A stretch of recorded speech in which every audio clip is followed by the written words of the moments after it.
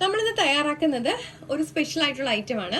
കഫക്കെട്ട്, ചുമ, ജലദോഷം ഇതിനൊക്കെ വളരെയധികം സൈനസിനായിട്ട് ബന്ധപ്പെട്ട് ഒക്കെയുള്ള കാര്യങ്ങൾക്ക് മാറാൻ വേണ്ടിയിട്ട് വീട്ടിൽ തന്നെ ചെയ്യാവുന്ന ഒരു റെമഡിയാണ്. അപ്പം നമുക്ക് വീഡിയോയിലേക്ക് പോകാം. നമുക്ക് ചുമയ്ക്ക് തയ്യാറാക്കാനായിട്ടുള്ള ഞാൻ കുറച്ച് പൈനാപ്പിൾ പീസസ് ഒന്ന് അരിഞ്ഞിട്ട് കൊടുത്തിട്ടുണ്ട്. നമുക്കിതിലേക്ക് ലേശം തേനൊന്ന് ഒഴിച്ചു കൊടുക്കണം. നമുക്കിതിലേക്ക് ഒരു നുള്ളു ഉപ്പൊന്ന് ചേർത്ത് കൊടുക്കണം. നമുക്കിത് നന്നായിട്ടൊന്ന് അടിച്ചെടുക്കണം. വെള്ളം ചേർത്ത് അടിക്കരുത്. ഞാനിപ്പോൾ ഇത് നല്ല ഫൈനായിട്ട് അടിച്ചിട്ടുണ്ട്. നമുക്കൊരു ഗ്ലാസ്സിലേക്ക് ഒഴിക്കാം.